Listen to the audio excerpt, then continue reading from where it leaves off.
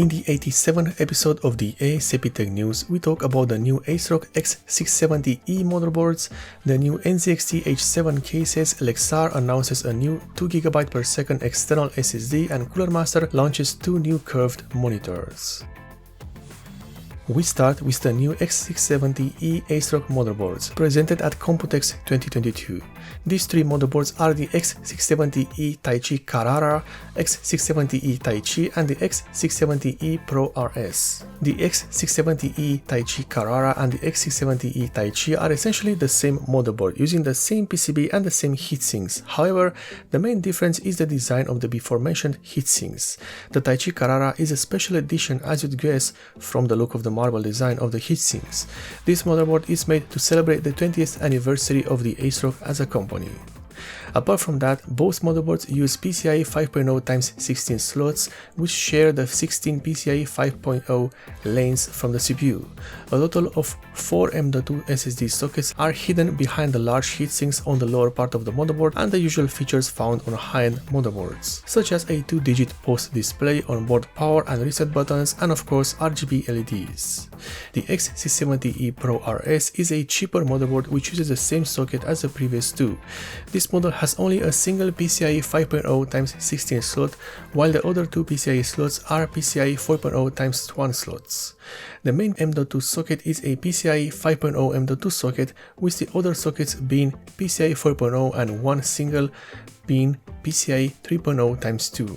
For some reason, this motherboard uses the older Realtek ALC897 audio codec, which makes little to no sense given the price expected on these motherboards. We continue with NZXT and the next generation of the H7 cases. This new case will be available in 3 variants: the H7, the H7 Flow, and the H7 Elite, each with a better airflow configuration and more fans. In terms of radiator support, the H7 can accommodate a 360mm radiator on the top and on the front, with the option of a 140mm radiator on the back side. The main differences between these cases is down to the included fans and the front panel used. While the regular H7 has a solid front panel with 120mm fans, the H7 Flow and the H7 Elite come with bigger fans and a mesh front panel that will allow for airflow to enter the case. For colors, all H7 cases are available in either all white or all black. Speaking of pricing, the H7 is available for $129.99, the H7 Flow for $129.99, and the H7 Elite for $199.99, and all of them are available right now on the NZXT website. Next, Lexar has announced the SL660 Blaze, a portable SSD that has a rated speed of 2 GB per second. This portable SSD uses the new USB 3.2 Gen 2 x 2 interface and has an NVMe SSD installed inside. The advertised speeds are up to 2000 MB per second for the reads and 1900 MB per second for the writes. While all that sounds good, this SSD for some reason has RGB LEDs installed on the edges. I often consider RGB LEDs an added complication to products that are already complicated enough.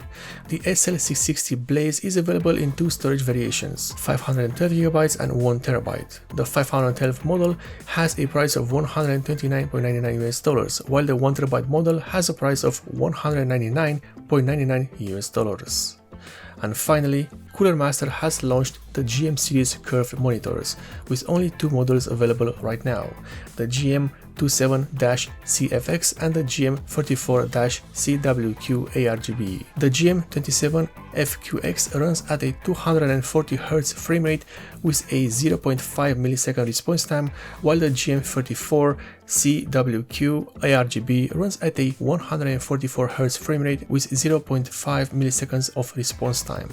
While all this sounds great, both monitors use 8-bit VA panels, which is not that great given that these monitors will go well above the $300 price tag. In fact, the GM27 has an MSRP of $369, while the ultra-wide GM44 has an MSRP of $649.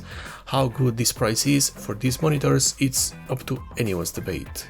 And this is the end of the episode number 87 of the A.S.A.P Tech News, one of the few tech news series which aims to deliver you the news as fast as possible for your convenience.